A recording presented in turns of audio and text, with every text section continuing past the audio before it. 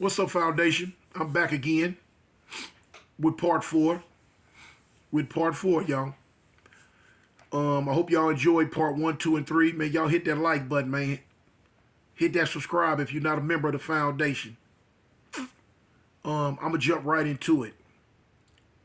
Our last thing I told you about is I got set off on parole, and I was gonna tell you the reason why I got set off. The reason why I got set off was because of that police Haywood. The same police that had me shipped. Now, while I was there at this new prison, what I didn't tell y'all yet was after I got shipped, about a month after I got shipped, he called her on the phone. How he got her number, I don't know. But he called her one morning and when she answered the phone, she was like, "Who is this?" And he told her who he was. She was like, "What you doing on my phone? How you get my phone number? What do you want?" And he commenced to telling her about how crazy he was about her, asking her if she would just give him a chance. He just want to get to know her. He got all this money that he really want to spend on her. Why is she even talking to somebody like me? I got a life sentence. I ain't never getting out of prison. All this old stuff he was saying. You don't know how bad he been cutting up in here. He dangerous. He been in here hurting people. He ain't gonna do nothing but get out one day probably and hurt you. You don't want to deal with nobody like him. He's an animal. He had all this stuff to say. She blowed on him. She went off on him. And she said, "Let me tell you something. If you ever call my phone again, I'm going to call the warden, I'm going to call the prison, and I'm going to get you fired. You ain't getting no chance with me. You ain't getting nothing with me. Don't call my phone. Don't worry about what my husband got going on." So he told her, so he snapped. He like, "All right, I tell you what, I'm going to make sure he don't get out. I'm going to make sure he don't get out. I know he going up for parole in a few months. I'm going to make sure he don't get out." Okay, now, when she told me about it, I was like, dang, fool hating like that? Fool hating like that? And lo and behold, I got into it with another police in that prison over her. One time when she was standing outside coming in on a visit, white boy police, but he thought he was black. He come through and pulled up on her with a camera phone and had to taking pictures of her. She was that bad. He taking pictures of her. Another police that I was cool with checked him and told him, "Hey, look, man, you must don't know who she is." So the white boy police was like, "Well, no, she's just tough, man. I need him." Say, "Man, that's Toon White. You might not want to be doing that. That's Toon White." Boom. He told me, other police told me about it later on. You know what I'm saying? But anyway, did nothing happen with that. But anyway, so when she told me what the police Haywood did, I'm like, man, we ain't gonna trip on him. Ain't nothing. So now here it is. Fast forward, I'm going up for parole. So the morning that I went up for that parole, she went to the parole hearing, you know what I'm saying, to speak up for me. And she told me about that when they called for me, they asked, "Is anybody here for such and such parole hearing?" And so she like, "Yeah, I'm here for him. I'm his wife, this, and this." So she spoke her little piece and they looked at my file. She said that they was tripping on how much I had changed in the last year or two. I'm on the outside work crew. I'm doing this. I'm doing that. I've been down all these years. This, and this. So she said it's a 3-person panel. The first one voted for me to get out.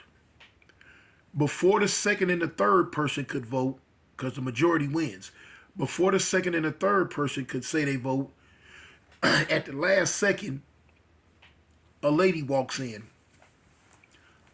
They got a thing in Alabama called the Victims' Right Group.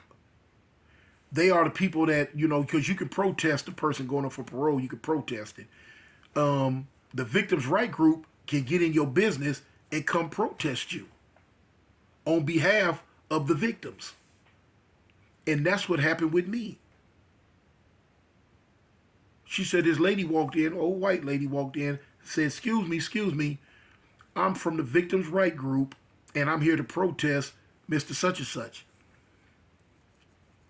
So they asked her, well, what do you have to say? She had a file on me. How she got the paperwork that she had could only have come from Haywood. He put her up to it. He got in touch with them, shot the information to them, and sent them folks up there to protest me because he was hating that bad.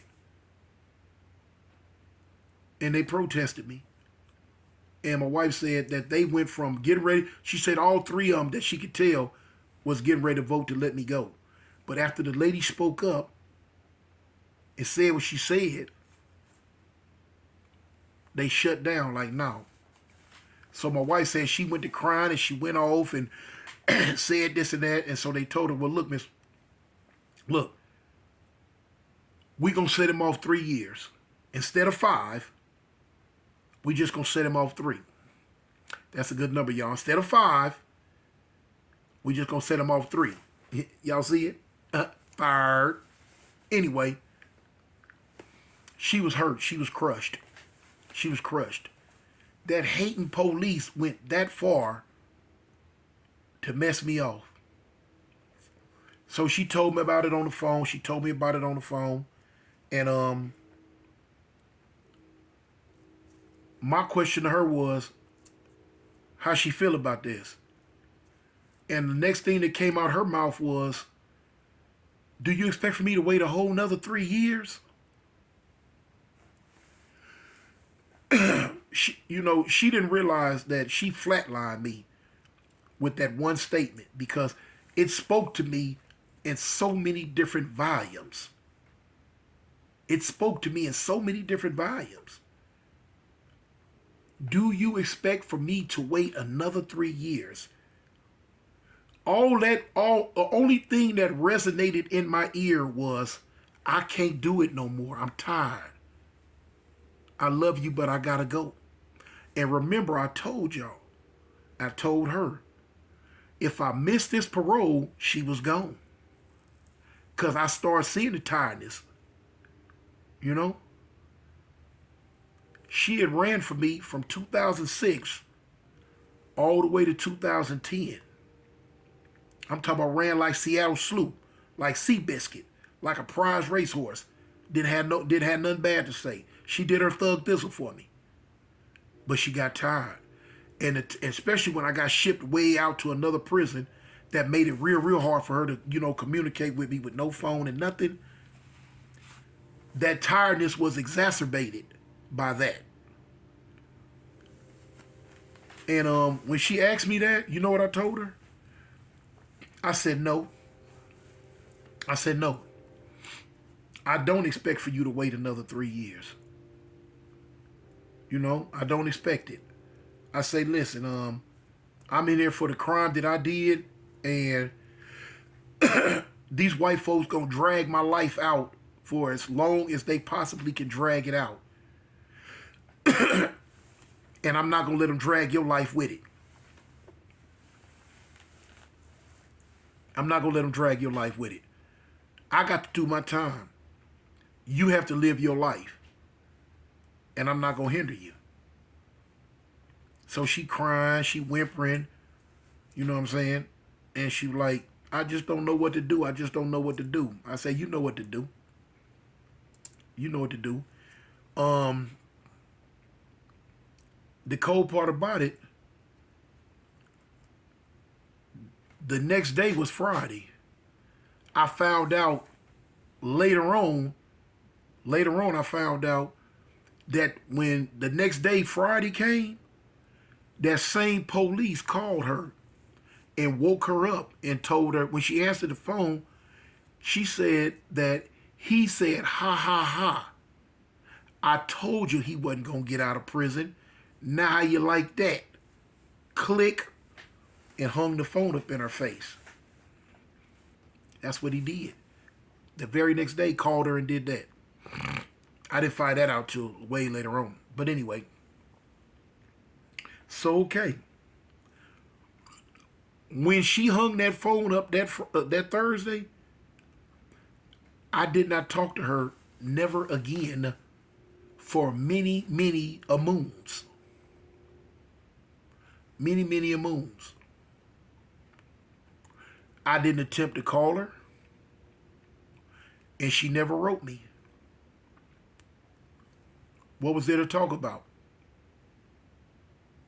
It was a Rap City chick, y'all. The next day, that Friday. Oh, the next day, y'all, was a Friday. Like I said, so put that charge in there, y'all. You remember that police that told the white boy police about taking pictures of her? I was cool with him. I went to him. Now, I'm hot. I'm mad. The old tune getting ready to show up. I'm like, I've been in this Buster Mark prison, suffering, cutting grass, doing the right thing, staying out of trouble. I done got set off on parole. All bets are off. All bets off, y'all. Understanding zero. Man, I went to that police. I found him. I told him, I say, listen, man.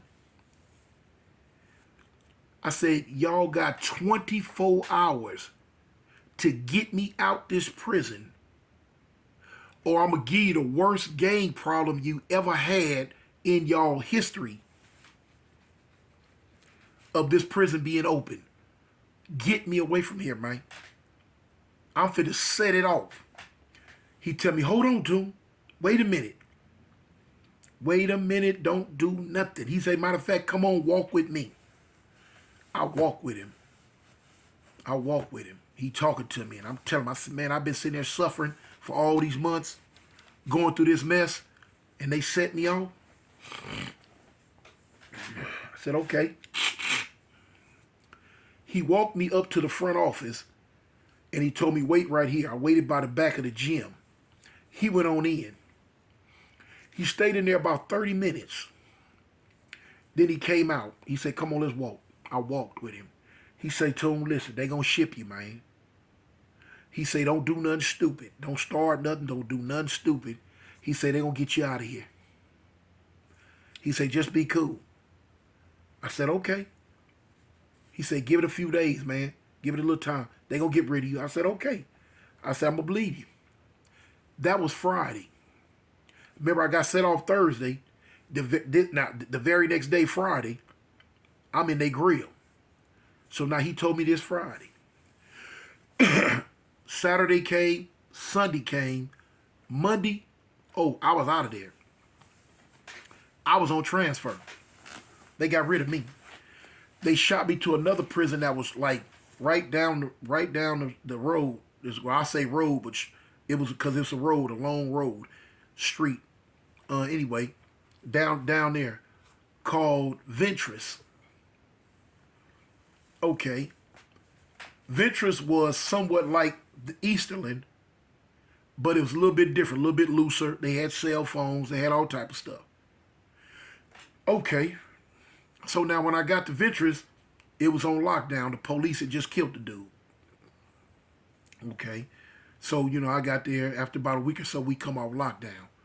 So now, I'm back in flip mode squad. You know what I'm saying? I'm back in flip mode. I'm with all the smoke again. The banging, the hanging, the slanging, the whole whatever. Had to get me a phone. That was the first thing. I need me a cell phone. So boom. My homeboy No Good was there. My Mexican homeboy No Good from my set. My crime partner. He was there. So we going through it, you know what I'm saying? Time going on. I'm working in the kitchen at this time. So now, this is a prison. Y'all know how I end up getting shipped from this prison. If you go back through some of my old stories, you will see what I was telling you about how I got in the Crips and the ABs and the SBs got into a riot. and I end up getting shipped. That's how I end up. This is during this time. That's how I end up getting shipped from that prison. But now, back on this story,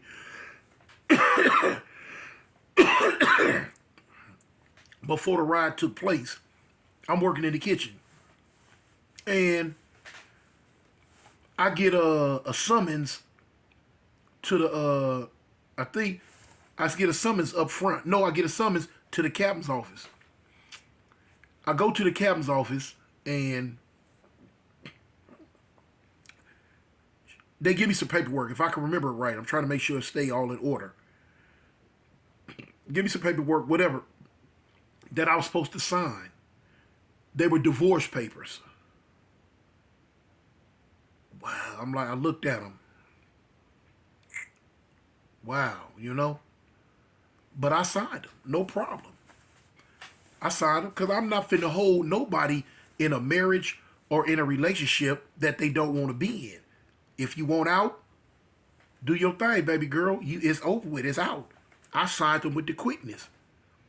Deep down inside, yeah, I was hurt a little bit, but you know, hey, it is what it is. Another day in the life of another person, you know, whatever. I signed them. I never forget, that was on a Monday when I signed them papers. Time goes on, time goes on, time goes on. Thursday come.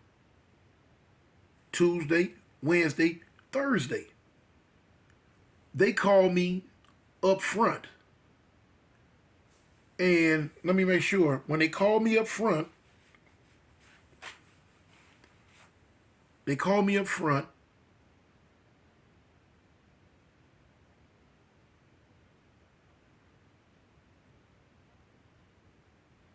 had some more paperwork. It was some paperwork explaining something. I'm trying to keep everything in order. It was some paperwork explaining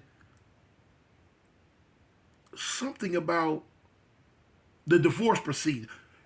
I take it back. It was a letter from the lawyer. It was a personal, it was some type of like ooh-wee letter. It was from her lawyer. So I got that letter. When I read the letter, her lawyer had personally wrote me and was telling me that his client, which was my wife, no longer wanted to go through with the divorce proceedings. So I'm like, what? I'm tripping. You know, he explained some other stuff to me, whatever. So I'm like, well, dang, why would she even send divorce papers if you don't want a divorce? I don't know. That was that Thursday. The following day, Friday, I get a letter from her in the mail. Hey, how you doing? Long time no hear. You know, I know you probably mad at me. I know you probably feel some type way, and you know, it's been a long time. It's been all these months that went by, whatever. And so that's how she coming. But at the end of the letter was a phone number, her phone number. And she said, if you get a chance to call me, please call me. Y'all know what I did. Man, I burnt the cell phone up getting it out my hard spot. A little nervous. She answered. Hello? I'm like, shoot. I'm like, what's up? You know, immediately I went into my Billy D. Williams voice. All y'all know I talk with a lisp. But anyway, I went into my Billy D. Williams voice. Yeah, what's up? Hey, how you doing? How you feeling? How you going on? Yeah, man, I'm doing best as possible, you know. What's happening? You know, what's going on? What you write me for? Don't you want a divorce? Anyway, so I'm going through all that. So she immediately started explaining to me everything that happened after we got off the phone that day. That's when I found out about the police calling her the next morning, telling her that, yeah, I told you he wasn't going to get out. She told me about some dude she met, how he dogged her. He's dogging her because she was still with him at the time. He's dogging her, beating her up, and doing all type of stuff to her. She never wanted a divorce. He made her do that because he hate me, hate the fact that she still talk and think about me. And the dude was just a hater. You know what I'm saying? Couldn't stand me. I'm in prison. How you gonna, you out there with her? How you hate me like this? But anyway, but she like let me know, baby. Look, I don't want no divorce. You my husband. I don't want to leave you like that. Da da da. I'm like, shoot, you did that. All this time that went by, and now I just wish you can find forgiveness in your heart, and boom, boom, boom, boom, boom. So we talking. We talking. Animosity was still there, but now I loved her. So eventually, now we talk to the point to where we reconciling, we getting things back together. The dude eventually found out that she was talking to me again. Oh man, the dude who hit the fan. He caught her on the phone with me one day. He beat her up, socked her up, punched her up. She on the other end of the phone hollering. I'm going back booty crazy. Oh, fool, Mark, ooh, ooh. So he gonna get on the phone and tell me, man, punk, don't talk to her. Woo, woo, woo, this, that, this. All right. So I tell him, I'm like, man, chump, little sucker butt, little poop butt boy. I said, let me tell you something, fool. You got her body, but that's all you'll ever have, because I got her heart, and you ain't gonna never get that. Ooh, what I say that for? What I say that for? Man, I think I talked her up on a vicious beat down with that one, because I also told him, I say, yeah, chump, and the money you give her, you might as well give it to me, because, fool, as soon as you give it to her, she sent it to me. Oh, that was the last straw there. That was the last straw. I should have told him that. It was ASS kicking central after that. So that's going on. That's going on. I eventually end up getting caught in the ride. Getting caught up in the ride. I end up getting shipped. I end up getting shipped back to Easterland. I went over there, cut the food. They locked me up. I wasn't there. I wasn't even at prison a whole week. That's what I told you about how I called the meeting in the gym. And it was 150 Crips in the gym and wouldn't leave out because when the police came in and told them disperse, this is an unauthorized gathering. I'm standing up on the stage like I'm Cyrus off the movie Warriors. All the Crips looked up at me. I told the police, hold on, man. Let me finish talking to my people. We gonna disperse. Man, the police locked my stupid butt up so goddamn fast. And they got me out of that prison. So now, I'd end up losing contact with her for a couple of months. But the contact came back again. And what happened was, part 5 is what happened. Part 5 is what happened. Y'all stay with me, man. I know this a long one. Hey, gang, and don't bang, homie. It's Avalon.